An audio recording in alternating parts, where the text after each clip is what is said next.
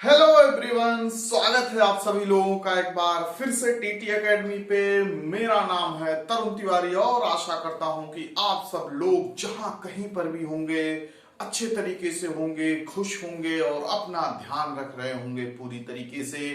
दोस्तों, जैसा कि हमें पता है कि स्थिति इस समय की बाहर की कितनी भयावह है। लॉकडाउन में एक तरीके से फिर सबको घर के अंदर रख दिया है इस कोरोना महामारी ने। तो पूरी तरीके से आशा करता हूं कि आप अपने आप का बचाव रखेंगे, घर का, फैमिली की, खुद की, क्योंकि इस समय अपना खुद का बचाव, सबका बचाव ही सबसे बड़ा उपचार है। तो ये भी आशा करता हूं कि आप सबकी पढ़ाई लिखाई बहुत अच्छे तरीके से चल रही होगी, क्योंकि पढ़ाई का भी रिदम बरकरार रहना भी बहुत ज्यादा जरूरी है। क्योंकि अगर हम उसको गैप को क्रिएट कर देंगे कि कुछ टाइम पीरियड के लिए अपनी तैयारी को, अपनी प्रिपरेशन को अगर हम सोचेंगे कि हाँ चलती रहेगी, अब तो हमारे सारे एग्जाम पोस्टपोन हो चुके हैं, तो भी आपको आगे दिक्कतों का सामना करना पड़ सकता है। इसलिए अपनी तैयारी की कंसिस्टेंसी को जारी रखना बहुत ज्यादा जरूरी है इस बीच। तो इन्हीं सब चीजों को ध्यान में रखते हुए भी मैं भी पूरी तरीके से लगा हुआ हूं कि आपकी भी इस कंटिन्यूटी को बरकरार रख सके, ताकि बीच में कोई गैप ना आए, बीच में कोई रुकावट ना आए। इसीलिए कोर्स लॉन्चेस हो रहे हैं, सारी आपकी प्रिपरेशन ताकि अच्छे तरीके से चलती रहे।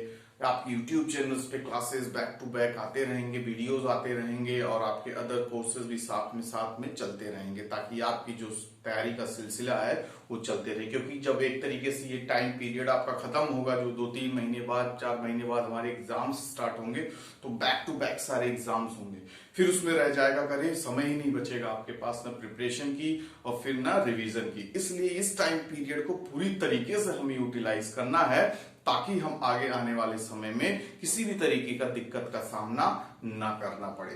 तो आज का जो हम एक तरीके से लेक्चर की शुरुआत करने वाले हैं, one of the most important topic, one of the most important portion जो आपके एग्जाम में हमेशा पूछा जाता है, वो इतिहास का मॉडर्न इंडिया वाला पोर्शन होता है। ठीक है ना। इंपॉर्टेंट तो सारे हैं, सब कुछ कब कहां से आ जाए आपको पता ही है। बट अगर हम देखें तो आपके जो एग्जाम हिस्ट्री वाला पोर्शन अगर हम उठाते हैं, हिस्ट्री सब्जेक्ट अगर उठाते हैं, तो उसमें सबसे इंपॉर्टेंट अगर कोई पोर्शन, जैसे आपका हिस्ट्री 3 भाग में डिवाइड है, आपकी एंशिएंट हो गया, मेडाइवल हो गया, देन आपकी मॉडर्न हो गया। तो मॉडर्न पीरियड जब आप एनालिसिस करेंगे, आपके प्रीवियस ईयर्स के क्वेश्चंस को एनालिसिस करेंगे, एग्जाम के पैटर्न को आप एनालिसिस करेंगे, तो उसमें पाएंगे जो आधुनिक भारत है, जो मॉडर्न इंडिया का जो पीरियड है, वहां से क्वेश्चन आपके मैक्सिमम आते हैं। तो सबसे ज्यादा हमें एफर्ट्स भी कहां पे लगाने चाहिए? मॉडर्न इंडिया वाले पोर्शन में। क्यों? क्योंकि जहां से ज्यादा क्वेश्चंस उठ रहे हैं, जहां से ज्यादा आपके नंबर ऑफ क्वेश्चंस आ रहे हैं, तो वहीं पे ही ज्यादा हम मेहनत करेंगे, तो वहां से ज्यादा हमें आउटपुट मिलेगा। पता चला कि आपका एंशिएंट और मेडाइवल से 2-2, 4-4 क्वेश्चन आ रहे हैं, शुरुआत में सारा आपने मेहनत वहीं झोंक दिया। पता चला डिक्लाइनिंग फॉर्म में आ गए, तो आपके मॉडर्न में आपने कम मेहनत लगाई। तो हमें इस हिसाब से अपना रणनीति, अपना माइंडसेट करके क्रिएट करके चलना होगा कि कहां पे ज्यादा मेहनत करके ज्यादा से ज्यादा आउटपुट हम निकाल सकते हैं। तो उसी चीज को ध्यान में रखते हुए आज से हम एक तरीके से अपना एक सीरीज लेके आएंगे मॉडर्न इंडिया का। उसके साथ साथ पॉलिटी के भी लेक्चर्स आएंगे, आपके हिस्ट्री की चल ही रहे हैं, सारे सब्जेक्ट को धीरे धीरे मैं कवर करता रहूंगा और आपकी प्रॉब्लम सॉल्व होती रहेगी। और सबसे बड़ी बात, जो ये लेक्चर होगा आपका, जो मॉडर्न इंडिया का जो मैं लेके आज आपके सामने रखूंगा ये सारी चीजें, तो कई बुक्स जो आपके एग्जाम में सबसे ज्यादा इंपॉर्टेंट रोल प्ले करती हैं, जैसे 2-4 बुक्स आपकी स्पेक्ट्रम हो गई, आपकी बिपिन चंद्रा हो गई, आपकी इसमें एनसीईआरटी में, फिर आपकी एक टाटा मैकग्रा हिल की बहुत अच्छी बुक इस समय चल रही है, जो आपकी सोनाली बंसल मैम और स्नेहल त्रिपाठी सर का है। तो भी बहुत 2-3 बुक्स का पूरा एक तरीके से रिसर्च करके सारी चीजों को यहाँ पे मैं आपके सामने पेश करूंगा। तो आपको इधर उधर जाने की जरूरत ही नहीं, सारी बुक्स को आपका समझ लीजिए, जो जो चीजें जहां से सारी चीजों का पूरा एक तरीके समावेश आपको यहाँ पे मिलने वाला है। तो आपके लिए तो बहुत अच्छी बात है, आपको 3-4 बुक पढ़ने की जरूरत नहीं, आपको एक ही जगह सारी चीजें मिल जाएंगी। तो स्टार्ट करते हैं हम लोग, कैसे क्या है आपका मॉडर्न इंडिया की कहां से शुरुआत हुई, आधुनिक भारत की कहां से शुरुआत हुई, कहां से माना जाता है। तो सब जैसा कि हम जानते हैं कि कोई एक टाइम पीरियड नहीं है, सच की बात तो यही है ना, है एंशियंट हिस्ट्री की टाइम पीरियड, मेडाइवल कौन कहां से शुरू होता है, कौन कहां पे खत्म होता है। लेकिन हर चीज को अच्छे तरीके से समझने के लिए जो हिस्टोरियंस हैं या हम लोग हैं जो आज के हिस्टोरियंस हैं, तो उन्होंने एक पीरियड को डिवाइड कर दिया है। डिवाइड इस बेस पे कर दिया है कि किसी मतलब क्या, जैसे आपका एंशियंट हो गया, एंशियंट हो गया आपका, फिर आपका मेडाइवल हो गया, फिर आपका मॉडर्न हो गया। तो ये जो टाइम पीरियड आपके डिवाइड किए गए हैं कहीं न कहीं एक तरीके से इवेंट्स के आधार पे ही दिए गए हैं। जैसे आपका एंशिएंट इंडियन हो गया, एंशिएंट इंडिया हो गया, तो from the pre historic period से लेके एक तरीके से आपका कहां तक, हर्षा पीरियड, फिर जब मतलब होता नहीं, जब तक कोई नई चीज ना आ जाए या नए इवेंट्स न दिखे या नए कैसे टर्निंग पॉइंट्स न दिखे हमें हिस्ट्री में, तो हमने क्या किया है, उसी पॉइंट्स, उसी नए इवेंट्स, नए टर्निंग, एक नए एरा की जब कोई शुरुआत हुई है तो उसी को हमने बांट दिया है। यहां पर भी एक तरीके से वही होता है, एंशिएंट हिस्ट्री को हम जब एक तरीके से, जब तक मुस्लिम आक्रमणकारी नहीं आते और उसके पहले हर्षा पीरियड खत्म होता, तो कहीं कहीं हमने उसको एक टाइम पीरियड में ले जाके रखा। दिल्ली सल्तनत, ये सब सारी चीजें, अफगान और तुर्क के सब जब आक्रमण हो जाते हैं तो एक नया एरा स्टार्ट होता है।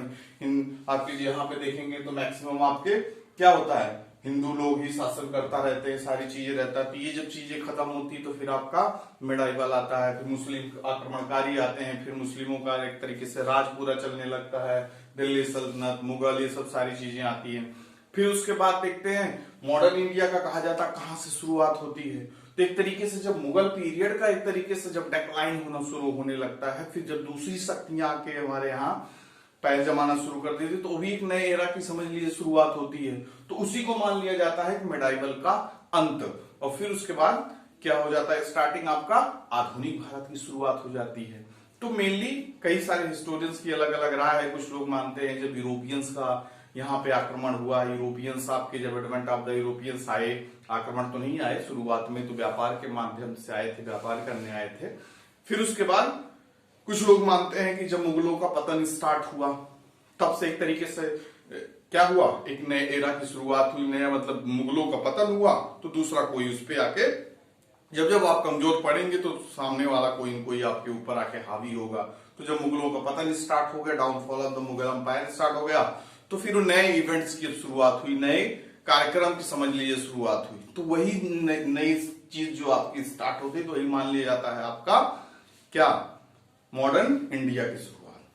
तो आपका एक तरीके से जो आपका मॉडर्न इंडिया है, जो मॉडर्न आधुनिक भारत में पढ़ना है, तो यही मेनली माना जाता है कि जब आपसे downfall of the Mughal empire. तो downfall of the Mughal empire कहां से माना जाता है, एक तरीके से जब आपका औरंगजेब की जब मृत्यु हो जाती है, कब, 1707 में, 1707 में जब औरंगजेब की मृत्यु हो जाती है, डेथ हो जाती है, तब से लेके आज तक का जो समय है हमारा, जो आपका देश, आपका जब हमारी कंट्री आजाद हो जाती है 1947, ये टाइम पीरियड एक तरीके से माना जाता है आपका मॉडर्न इंडिया का।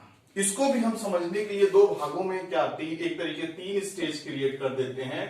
एक बीच में रखते हैं 1885 का भी टाइम पीरियड, ठीक है ना। तो इसमें से यहां तक हम लोग क्या देखते हैं, 1885 से लेके 1707 से, यानी आपका कहां से, डेथ ऑफ द औरंगजेब से लेके 1885 वाला कौन सा समय होता है, formation of Indian national Congress.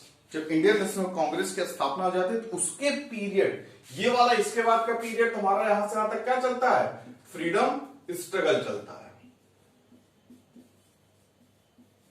जो स्वतंत्रता की लड़ाई होती है उसको हम, जैसे आपका क्या है, हम हर चीज को समझने के लिए पार्ट्स में डिवाइड कर देते हैं, ठीक है ना। जैसे आपने एंशिएंट, मेडाइवल और मॉडर्न को डिवाइड किया, उसी तरीके से इसको भी हम समझने के लिए मॉडर्न इंडिया को भी अच्छे तरीके से समझ लिए, उसको भी दो पार्ट्स में तरीके से डिवाइड कर देते हैं। 1707 से लेकर 1885 का एक पीरियड, जिसमें हम देखते हैं मुगल का क्या हो जाता है, डाउनफॉल शुरू हो जाता है। फिर उसके बाद हम देखते हैं कि नए नए राज्य बनना शुरू हो जाते हैं। जब भाई इतना बड़ा साम्राज्य आपका टूटने लगेगा कई पार्ट्स में, तो फिर क्या होगा, वो छोटे छोटे राज्यों में बंटना शुरू हो जाएगा, इंडिपेंडेंट स्टेट बनना शुरू हो जाएंगे। फिर उसी बीच देखते हैं जो यूरोपीय कंपनियां आई थी, उनमें से कौन कौन सी कंपनी किस कंपनी में आई थी, 5-6 कंपनियां, किस कंपनी ने फाइनली आधिपत्य स्थापित कर लेता है अपने देश पे, ये चीज देखते हैं। इकोनॉमिक इंपैक्ट क्या पड़ा हमारे इंडिया में, किसका, ब्रिटिश का। जब फाइनली देखते हैं जो हमारी यूरोपीय कंपनीज आई थी, फाइनली वो क्या हो गई, एक ट्रेडिंग कंपनी से लेके एक एडमिनिस्ट्रेटिव बॉडी बन गई। ट्रेडिंग बॉडी आई थी बनके कि व्यापार करेंगे, लेकिन धीरे धीरे हमारे यहाँ क्या करने लगी, एडमिनिस्ट्रेटिव बॉडी बन गई। तो जब वो यहाँ पे हमारे यहाँ राज करने लगी तो फिर उनका क्या इम्पैक्ट पड़ा हमारी इकोनॉमी पे, हमारे एडमिनिस्ट्रेशन पे, हमारी सोसाइटी पे। इन सब चीजों को देखेंगे, सोशियो रिलीजियस रिफॉर्म्स देखेंगे, ठीक है ना।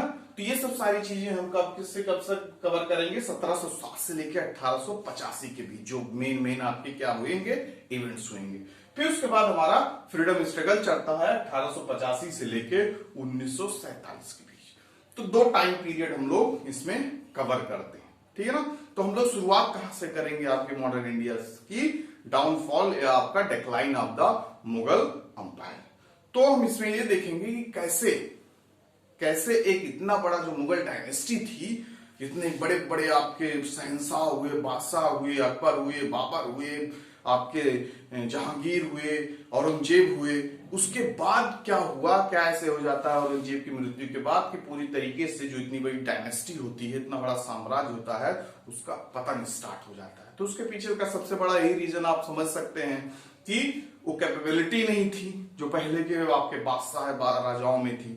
वो कैपेबिलिटी नहीं थी, वीकनेस था, और एडमिनिस्ट्रेशन को संभालने की वो पावर नहीं थी, ठीक है ना, हल्के में सारी चीजों को ले लेना। तो ये सब सारी चीजें कारण थे, वो भी देखेंगे। What was the main causes of the decline of the Mughal empire, ये सब भी देखेंगे सारी चीजें।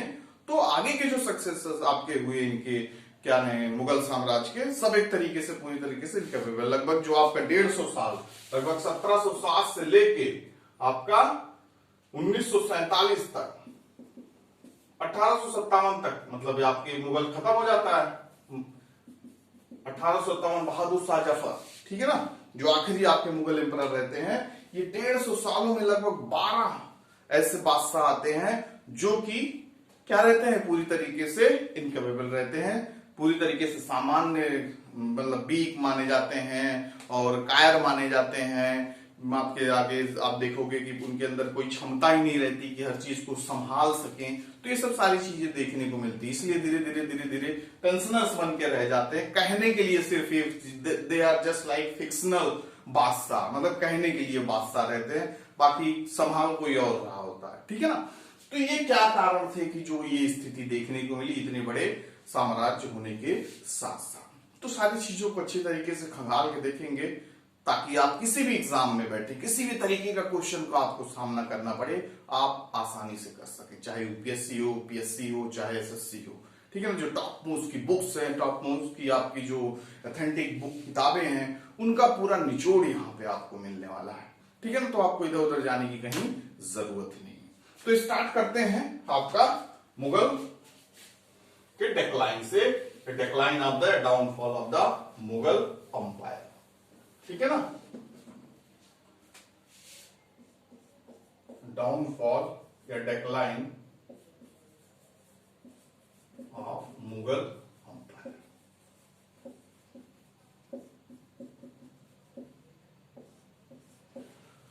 तो जैसा कि हमें पता है आखिरी बादशाह कौन था, जो कि 1707 में जिसकी मृत्यु हुई, उसके बाद डाउनफॉल स्टार्ट हुआ, वो थे औरंगजेब। पूरा नाम उनका था आलमगीर औरंगजेब। इनकी मृत्यु के बाद ही क्या हो गया, डाउनफॉल स्टार्ट हो गया, किसका, मुगल वंश का। इन्होंने कब से कब तक आपके किया था, 1658 से लेके 1707 तक, लगभग 49 वर्षों तक इन्होंने शासन किया। और 89 वर्ष की एज में, 89 इयर्स की एज में फाइनली इनकी डेथ हुई, कब, 1707 में। सोचिए इतने बड़े बादशाह की मृत्यु हो जाती है 1707 में, और 89 वर्ष की अवस्था में। चलो ठीक है, कोई बात नहीं, इतना बड़ा साम्राज्य, अब उसका अगला मालिक क्या, उसका अगला दावेदार कौन होगा, ठीक है ना। तो कौन होगा ये देखने की बड़ी बात है कि इतना बड़ा, सबसे बड़ा जो इसके पहले जितने आपके बादशाह जा चुके हैं, औरंगजेब से पहले जितने जा चुके हैं, उनमें से सबसे ज्यादा अगर सूबे किसी के पास थे, सबसे बड़ा जो स्टेट किसी, सबसे ज्यादा स्टेट किसी के पास थे, तो वो थे औरंगजेब ही, ठीक है ना। मतलब आपके जो इसके पहले जहांगीर, अकबर और शाहजहां वगैरह जो थे, उनसे भी बड़ा इस आपका साम्राज्य था किसका, औरंगजेब का। लगभग 21 सूबे, 21 स्टेट्स, 21 स्टेट्स इनके अंदर में थे, औरंगजेब के अंदर में, जिसमें 21 स्टेट्स में से आपके पास, औरंगजेब के पास कितने थे, 14 स्टेट्स आपके कहां थे, नॉर्थ इंडिया में। 14 स्टेट्स नॉर्थ इंडिया में थे और 6 स्टेट्स साउथ स्टेट्स में थे। कहां पे, साउथ में। और एक स्टेट आपका कहां पे था, अफगानिस्तान में। ठीक है ना, एक स्टेट कहां पे था, अफगानिस्तान। टोटल 21 सूबे हुआ करते, सूबे मतलब स्टेट, ठीक है ना, 21 सूबे इसके अंदर में थे। तो सोचिए इतने बड़े साम्राज्य का अब अगला बादशाह कौन होगा जो संभालेगा। तो इसके दावेदार मुख्यतः 3 लोग थे, ठीक है ना, इसके दावेदार 3 लोग थे, जो कि कौन होंगे, वो औरंगजेब के पुत्र होंगे। तो 3 दावेदार मेनली कौन थे, उनका क्या नाम था, ये जानिए। उनका नाम था मोहम्मद मुअज्जम,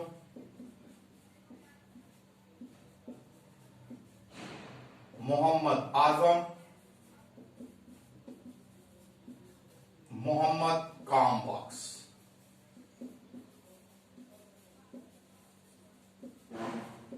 ठीक है ना, मोहम्मद काम बख्श। तो 3 लड़के आपके औरंगजेब के थे, जो पूरी तरीके से दावा कर रहे थे कि हम बनेंगे अगले बादशाह, ठीक है ना। लेकिन अब इसमें से विजयी कौन होता है, ये सबसे बड़े जानने की जरूरत है, ठीक है ना। इसमें बात ऑब्वियस ही बात है, माना ऐसे जाता जो एल्डेस्ट सन होगा वही बनेगा, लेकिन छोटे लोग भी पूरा दावा कर रहे थे, क्योंकि एक तरीके से कोई इसमें से योग्य तो था नहीं कि इस बेसिस पे भी बैठा दिया जाए, ठीक है ना। तो इन तीनों में से कौन होगा, 3 लड़के थे टोटल, तो आपके औरंगजेब के 5 लड़के थे, ठीक है ना। मोहम्मद सलमान और मोहम्मद अकबर भी थे, जो ऑलरेडी उनकी डेथ हो चुकी थी। तो ये 3 जो जीवित पुत्र थे आपके औरंगजेब के, इनके बीच आपस में कोल्ड वॉर स्टार्ट हो गया। तो कोल्ड वॉर स्टार्ट हो गया, तो इसमें फाइनली विजयी कौन होता है, मोहम्मद मुअज्जम, ठीक है ना, मोहम्मद मुअज्जम। यहां पे मोहम्मद आजम और मोहम्मद मुअज्जम के बीच कोल्ड वॉर होते होते फाइनली बात मारपीट पे आ जाती, लड़ाई के बीच आ जाती। भैया आओ, भैया हम बनेंगे, भैया हम बनेंगे, ये बात नहीं हुई तो सीधा आके लड़ लो। तो लड़ लो तो फिर फाइनली युद्ध में आओ। तो दोनों के बीच युद्ध होता है, उस युद्ध का नाम रहता है बैटल ऑफ जजाओ, जो कि 1707 में होती है, ठीक है ना, बैटल ऑफ जजाओ। यहां पे क्या होता है, मोहम्मद आजम मारा जाता है मोहम्मद मुअज्जम के हाथों से। बात क्लियर हो गई, यहां पे बेचारा चला गया। फिर फाइनली एबी काम बख्श उतना ज्यादा अपने भाई से बगावत वगैरह नहीं किया, अपनी बात रख देता था हम बनेंगे, लेकिन इसने भी उतनी ज्यादा बात आगे नहीं रखी। लेकिन फाइनली 2 साल बाद इसका भी मर्डर कर दिया जाता है मोहम्मद मुअज्जम के द्वारा। तो यहां पे बैटल ऑफ जजाओ ये जीत जाता है, जो सबसे ज्यादा दावादारी कर रहा था मोहम्मद आजम। और फिर जब ये जीत जाता है बैटल को, तो ये फाइनली विक्टोरियस होके सामने आता है और अपने आप को बादशाह घोषित कर देता है कि अब औरंगजेब के बाद 21 सूबों का मालिक या 21 सूबों का बादशाह कौन बनेगा, भारत का अगला बादशाह, मोहम्मद मुअज्जम। और किस नाम से वो गद्दी पे बैठता है, बहादुर शाह प्रथम या शाह आलम प्रथम के नाम से 1707 में गद्दी पर बैठता है। कौन, मोहम्मद मुअज्जम या बहादुर शाह प्रथम, ठीक है ना। चलिए अब इनके बारे में सारी जानकारी लेते हैं। तो फाइनली मुगल वंश के गद्दी पे कौन बैठ गया, बहादुर शाह प्रथम या मोहम्मद शाह आलम प्रथम बैठ गया। इसकी आयु आप भी सोच रहे होंगे कि कितने साल की रही होगी, भाई 25 साल, 30 साल, 40 साल नया बादशाह होगा, लेकिन आप बिल्कुल गलत सोच रहे हैं। इसकी आयु कितनी साल थी, 65 वर्ष की अवस्था में ये गद्दी पर बैठता है बहादुर शाह प्रथम। बहादुर शाह प्रथम या शाह आलम प्रथम। ठीक, शाह आलम फर्स्ट या प्रथम या बहादुर शाह प्रथम कितनी वर्ष की आयु में बैठता है? At the age of 65 years, 65 साल की आयु में गद्दी पे बैठता है। और सबसे पहला काम क्या करता है कि अगर एक तरीके से पढ़ा लिखा लर्न आदमी था, योग्य था, ठीक है ना, लेकिन वही है कि वो लेवल का एडमिनिस्ट्रेटिव कैपेबिलिटी नहीं थी, लेकिन इसके अंदर जो इसके पिताजी द्वारा अपनाई गई सारी नीतियां थी उसको इसने खत्म करने की कोशिश की या उसके विपरीत चलने की कोशिश की। जैसा कि आप जानते हैं औरंगजेब की पॉलिसी वगैरह एक तरीके से एंटी ही रही है सबके विरुद्ध, चाहे वो हिंदू हो या आपकी जिसकी जो पॉलिसीज रही हो, तो एक तरीके से वो सब बहुत ज्यादा अच्छी नहीं थी लोगों के हिसाब से। तो उसने सोचा कि उसके विपरीत ही हम चलेंगे। हिंदुओं के प्रति भी उसकी भावना अच्छी नहीं थी, तो इसने हिंदुओं के साथ भी अच्छा व्यवहार किया। ऐसा माना जाता है कि इसके समय में कोई मंदिर नहीं तोड़े गए, जबकि पहले मंदिर वगैरह बहुत तोड़े जाते थे। तो इसकी भावना सबके प्रति अच्छी रही, ठीक है ना। तो ये सब चीजें क्या था, ये पॉजिटिव था कि इसने अपने पिता के हिसाब से अपनी पॉलिसीज को नहीं चलाया, उनके पॉलिसीज के विरुद्ध काम किया। और सबसे बड़ी बात, इसने क्या स्टार्ट किया, पैसिफिक पॉलिसी।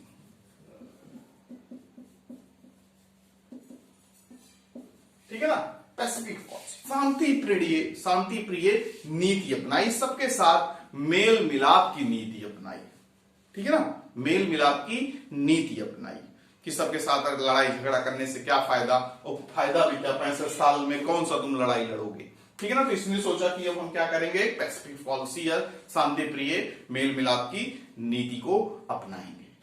तो अब ऐसा तो है नहीं कि पूरा अखंड भारत ही था इसके पास, कुछ लोग थे जो इसके खिलाफ रहते थे, कुछ लोगों के साथ बनती नहीं थी, कुछ सारे स्टेट्स ऐसे थे, कुछ आपके बड़े बड़े राजा थे, सरदार थे, जैसे सिख हुए, जाट हुए, मराठा हुए। तो इन लोगों के साथ पूरी तरीके से क्या किया इसने, मेल मिलाप की नीति की अपनाई की, मतलब अब एक तरीके से सब साथ में रहो, ठीक है, सबको जोड़ के चलो। तो इसने सबसे पहले क्या किया, ये देखा कि कौन कौन हमारे विरोध में है, कौन कौन हमारे विरुद्ध है। ठीक है ना, तो सिख वगैरह के साथ तो हमेशा एंटी रहती थी, सिख हमेशा दबाते रहते थे, मराठा वगैरह के साथ भी उतना अच्छा इनका व्यवहार नहीं था। तो एक एक करके सबके साथ क्या करना शुरू किया, इन्होंने क्या किया, मेल मिलाप की नीति को अपनाना शुरू किया। तो सबसे पहले किसको टारगेट किया कि भैया राजपूत लोगों को जरा देखो क्या स्थिति आई है। ठीक है ना, तो सबसे पहले राजपूत लोगों में ये देखा गया, राजपूत के जो राजा थे, सरदार थे, उनके साथ इसने क्या पॉलिसी अडॉप्ट की, किस बेस पे। तो राजपूत के जो सबसे दो महत्वपूर्ण आपके राजा वगैरह हुआ करते थे, एक थे अंबेर के राजा अजीत जय सिंह और आपके मारवाड़ के राजा अजीत सिंह, आपके जय सिंह और अजीत सिंह। ठीक है ना, ये आपके अंबेर के राजा कौन थे, जय सिंह, राजा जय सिंह, और ये मारवाड़ जिसको आप जोधपुर कहते हैं, आज का जोधपुर है, ये थे अजीत सिंह। ये राजपूत दो राजा थे। तो शुरुआत में क्या किया बहादुर शाह ने कि सबसे पहले तो इनके ऊपर कंट्रोल करने की कोशिश की कि इनके ऊपर दबाव बनाए रहो ताकि हमारे हिसाब से रहें। तो वो चीज तो इनको हुआ नहीं, प्राप्त नहीं हुआ। फिर उसके बाद क्या करने की कोशिश की, तो जय सिंह जो अंबेर के राजा थे, इनको इनके कुर्सी से हटा के इनके भाई को बैठाना चाहा, विजय सिंह को। और अजीत सिंह के खिलाफ भी नकेल कसने की कोशिश की कि हमारी अधीनता स्वीकार कर लें, यानी दोनों लोग को पूरी तरीके से कंट्रोल, इनको हटा के विजय सिंह को बैठा दे, हमारे हिसाब से काम करें। और मारवाड़ के जो राजा अजीत सिंह थे, इनको भी कहा कि आप हमारी अधीनता स्वीकार कर लो। लेकिन ये दोनों माने नहीं, असफल साबित हुए। अपनी सेना वगैरह भी भेज दिए ताकि कंट्रोल करके रखें उनके ऊपर। फिर बाद में इनको रियलाइज हुआ कि नहीं, हम जो किए गलत किए। तो इन्होंने तुरंत अपना फैसला बदल दिया और फाइनली इन्होंने क्या किया, समझौते का ऑफर दे दिया। ठीक है ना, समझौते का ऑफर दे दिया कि भैया आओ अब सुलह उलह कर लेते हैं, सब चीजों में छोड़ो। तो ये दोनों भी आए, चलो ठीक है समझौता करते हैं, उसमें भी बड़ी बड़ी चीज मिलेगी समझौते में। तो समझौता जब करने आए तो इनके हिसाब से तो काम नहीं हुआ, सिर्फ इतना हुआ कि इनका स्टेट अपना मिल गया, अंबेर और मारवाड़ मिल गया, पूरा छुड़ाने में कामयाब हो गए, मतलब अपना स्टेट मिल गया। लेकिन ये इस आशा में भी कहे थे कि हमें क्या होगा, मालवा और गुजरात, मालवा और गुजरात की सूबेदारी मिल जाएगी, लेकिन मिली नहीं। तो जो सोच के गए थे उतना तो नहीं मिला, लेकिन चलो अपना स्टेट मिल गया। तो ये फाइनली राजपूत के साथ इनका मेल मिलाप की नीति रही, भैया समझौता हो गया, साथ में रहेंगे, ठीक ठाक से रहेंगे, जाओ अपना राजकाज तुम करो। ठीक, तो ये राजपूत के साथ बहादुर शाह का क्या था, मेल मिलाप की नीति के हिसाब से इनके साथ व्यवहार अपना बना रहा। अब किसकी बात आती है, मराठाओं की। तो चलो देखते हैं उनके साथ क्या हुआ। अब मराठा के साथ भी अपना अच्छा व्यवहार रखना है, तो सबसे पहले क्या किया बहादुर शाह ने मराठा के साथ, साहू जी महाराज मराठा के सरदार थे, मराठा के अब महाराज होते, लेकिन क्या था कि 1689 से 1689 से मुगल के जेल में बंद थे। कौन, साहू जी महाराज, जो मराठा के क्या थे, सरदार थे, मराठा के राजा के दावेदार थे। ठीक है ना, अभी राजा नहीं, बंद है बेचारे, राजा बन ही नहीं पाए कभी, औरंगजेब लाके इनको उठा के बंद कर दिया था अपने जेल में 1689। साहू जी, और ये साहू जी कौन थे पता है, शिवाजी महाराज जी के पोते थे। ठीक है ना, शिवाजी महाराज जी के पोते थे। तो इसकी भी थोड़ा फ्लैशबैक में जान लेते हैं, कैसे भाई कैद में पहुंचे, नहीं तो आपके दिमाग में रहेगा कैसे कैद में पहुंचे। चलो विकिपीडिया करो, ये किताब खोलो। ठीक है ना, तो 1680 में दिख रहा है नहीं आप लोग को, हाँ, 1680 में जब शिवाजी की मृत्यु हो गई, 1680 में जब शिवाजी की मृत्यु हो गई, तो उसके बाद अगला दावेदार कौन होगा मराठाओं का, संभाजी। ठीक है ना, संभाजी, संभाजी अगले मराठा के हेड बन गए, लेकिन औरंगजेब ने इनकी भी हत्या कर दी। ठीक है ना, इनकी भी हत्या कर दी, कब, 1689 में। ठीक है ना, 1689 में औरंगजेब ने इनकी हत्या कर दी, और साहू जी महाराज जो इनके लड़के थे संभाजी के, साहू जी को क्या किए, पकड़ के ले आए गिरफ्तार करके और जेल में डाल दिए। ठीक है ना, तो तब से ये क्या हुआ, कैद में थे मुगल साम्राज्य के। तो जब ये आपकी औरंगजेब की मृत्यु हो गई 1707 में, तो जब बहादुर शाह बने तो अपनी वही मेल मिलाप की नीति अपना रहे, राजपूत को एक तरीके से अपना सेट कर लिए। अब मराठा के साथ सेट करना है, तो भाई उनके जो साहू जी महाराज हैं वो खुद जेल में बंद है, तो सबसे पहले उनको छोड़ो। तो साहू जी महाराज को फाइनली क्या कर दिए, सबसे पहले कहे कि साहू जी महाराज को रिहा करो, तभी तो ठीक ठाक होगा, नहीं तो उधर तुम मेल मिलाप कर रहे हो, तो हमारे यहाँ के महाराज को बंदी बनाए हो। साहू जी महाराज को इन्होंने 1707 में रिहा कर दिया। अब साहू जी महाराज क्या करेंगे, सबसे पहले रिहा कर दिया, उसके बाद कहा ठीक है बढ़िया से हम लोग रहेंगे, सारी चीज आप जाइए अपने घर में।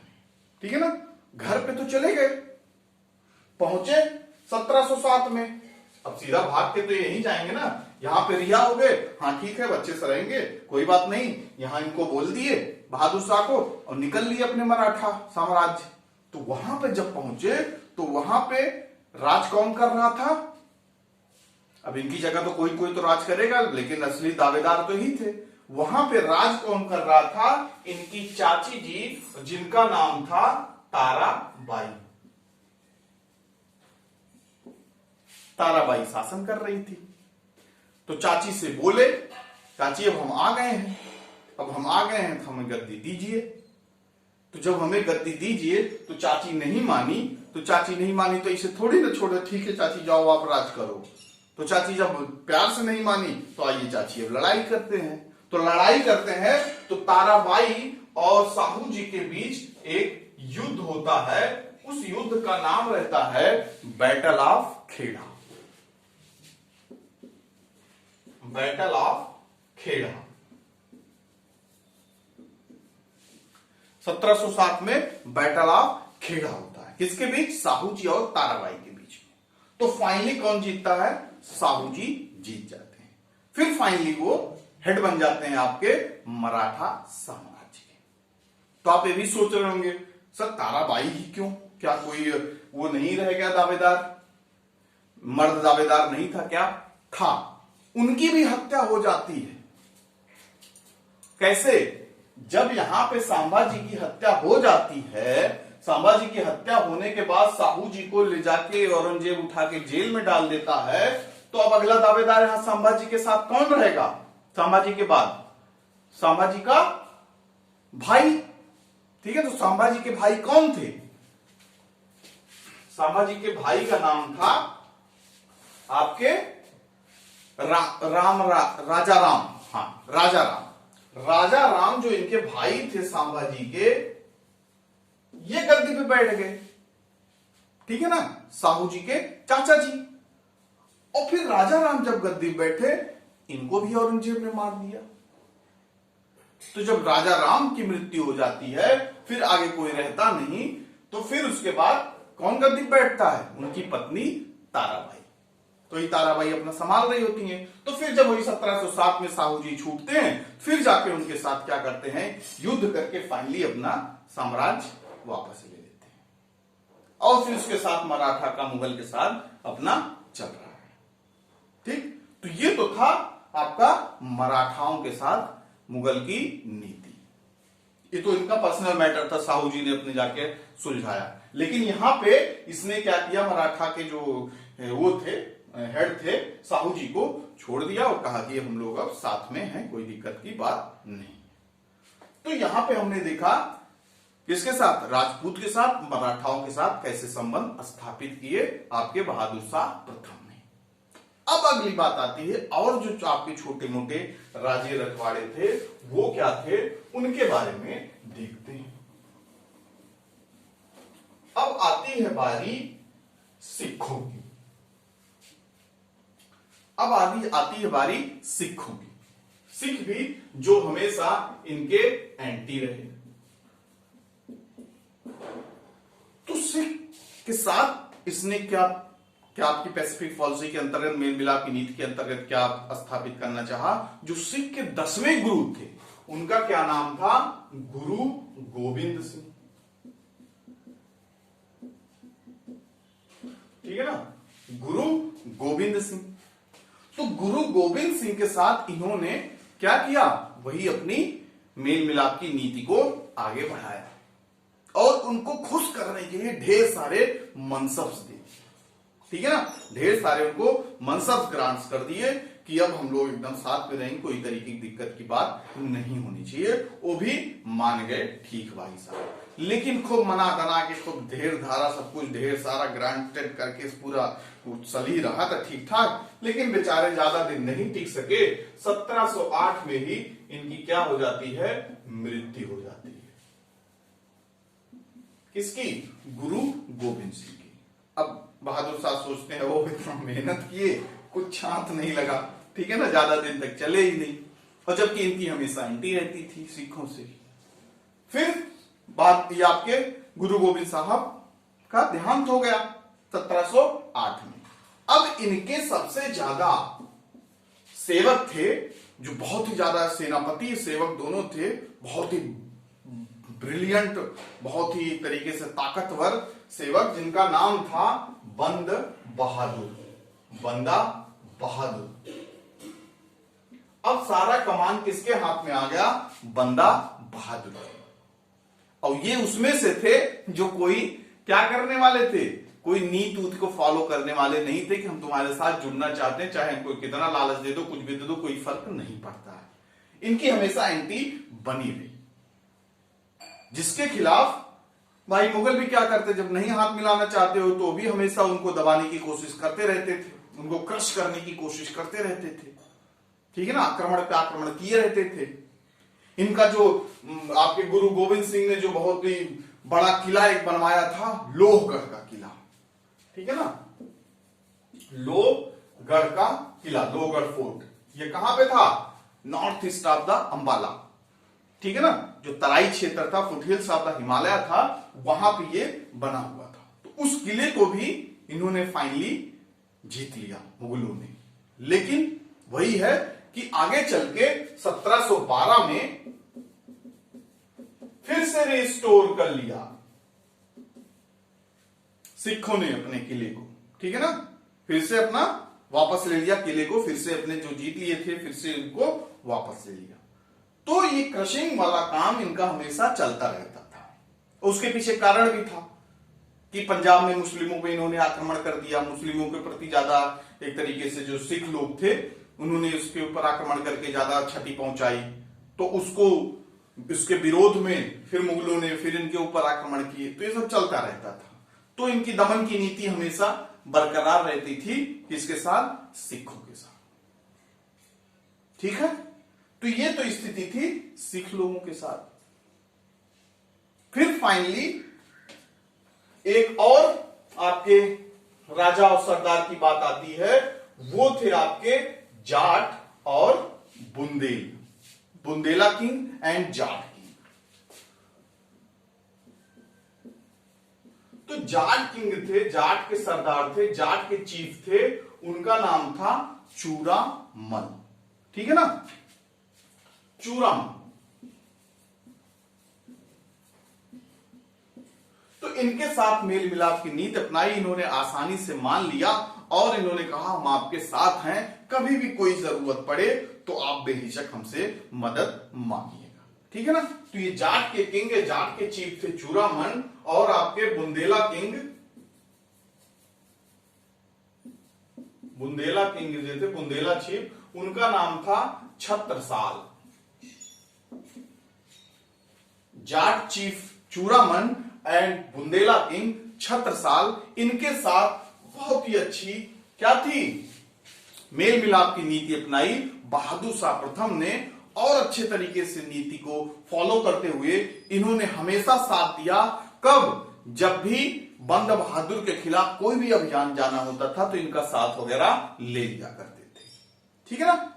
तो ये चीज किसके साथ किया गया, जाट और बुंदेला किंग के साथ, इन लोगों के साथ अच्छे संबंध थे। हमेशा कहते थे कभी कोई जरूरत बताना तो हमेशा लेके जाते थे, जब लड़ाई वड़ाई करना रहता था बंदा बहादुर के खिलाफ तो हमेशा इनको साथ में लेके जाते थे।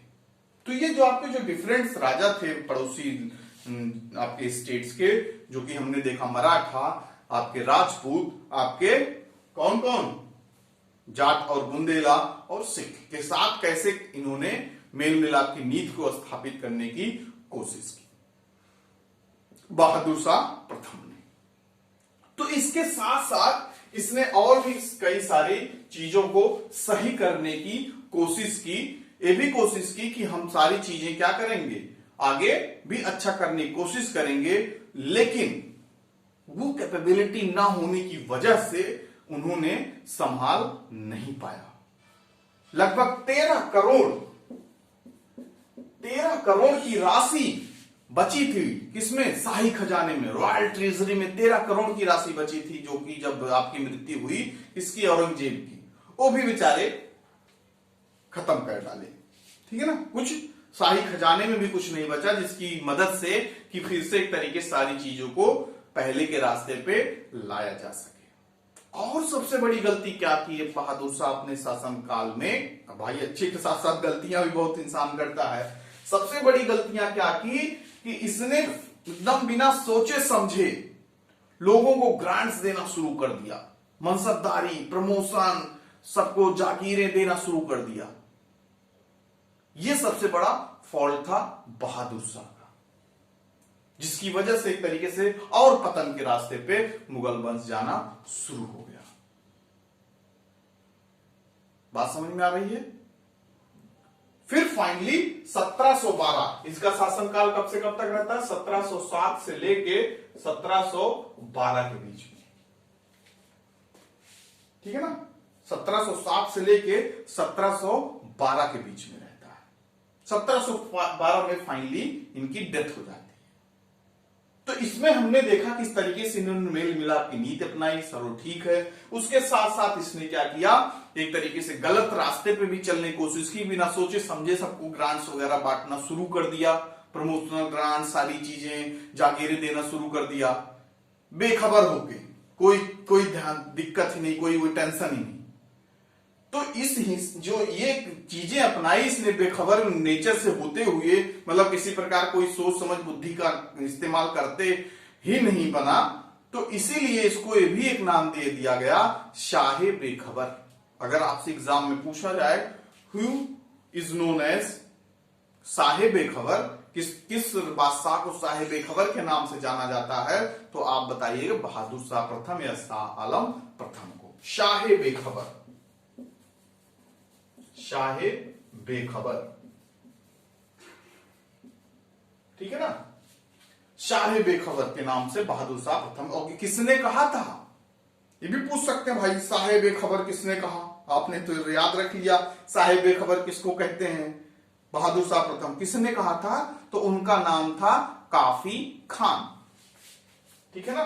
उनका नाम था काफी खान, ठीक है ना। तो काफी खान ने इनको कहा था शाहे बेखबर। फाइनली ये 1712 में इनकी मृत्यु हो जाती है। 5 वर्ष का कार्यकाल इनका रहता है।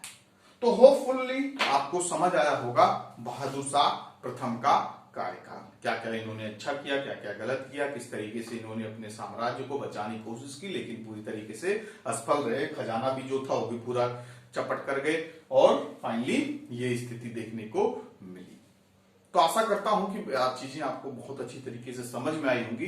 धीरे धीरे करके इसी तरीके से आगे भी देखेंगे, आगे जो आपके आ रहे हैं, जहांगीर शाह फर्रुखियत, मोहम्मद शाह आलम द्वितीय, अकबर सेकंड, पूरा अभी 11 लोग बचे इंपॉर्टेंट उसमें देखेंगे, जिनके कार्यकाल में अच्छी मतलब इंपॉर्टेंट घटनाएं घटी जो हमारे लिए काम है। जानेंगे सबके बारे में, लेकिन समय उन्हीं को देंगे जो महत्वपूर्ण हमारे एग्जाम के पॉइंट ऑफ व्यू से रखते हैं, ठीक है ना। तो अगले नेक्स्ट लेक्चर में मिलेंगे। ज्यादा बड़ा करने की कोशिश नहीं, अब चले मैराथन चलाते हैं 10 घंटे 12 घंटे की, तो फिर गड़बड़ हो जाएगा ना, फिर आपके दिमाग से भी बोर होने लगेगा। तो ये सारी चीजों को अच्छी तरीके से सुनिएगा, समझिएगा, एनालिसिस करिएगा। और ईच एंड एवरी पॉइंट मैंने बता दिया इसमें। आपको 2-3 बुक्स का लेके, आपका स्पेक्ट्रम, बिपिन चंद्रा, आपकी ये मैकग्रा हिल वाली बुक, तो आपको इधर उधर करने की कोई जरूरत ही नहीं है। अच्छे से आप सुन लें, समझ लें, एनालिसिस कर लें, तो आप पूरी तरीके से हर एक क्वेश्चन को बनाने में आसानी से कामयाब साबित हो सकते हैं, ठीक है ना। तो मिलते हैं नेक्स्ट लेक्चर में। तब तक आपका मेन काम क्या होगा, अच्छे तरीके से रिवाइज कर लीजिएगा, अच्छे तरीके से एनालिसिस कर लीजिएगा, वीडियो को ज्यादा से ज्यादा शेयर कर दीजिएगा। जो लेक्चर है ज्यादा से ज्यादा शेयर करेंगे तो लोगों को ज्यादा से ज्यादा जानकारी मिलेगी, सही जानकारी मिलेगी, सटीक जानकारी मिलेगी, क्रोनोलॉजिकल लेवल में जानकारी मिलेगी, तो उनके लिए बेहतर होगा, ठीक है ना। बाकी मिलते हैं अगले लेक्चर में। तब तक अपना ख्याल रखिए, अपना ध्यान रखिए, अपने आप को सुरक्षित रखिए। बहुत ही ज्यादा जरूरी हो तभी बाहर निकलिए और फैमिली का, खुद का ज्यादा से ज्यादा ध्यान और ख्याल, यही सबसे बड़ी इस समय उपलब्धि हमारी है, ठीक है ना। तब तक के लिए bye bye, take care to all of you, good luck.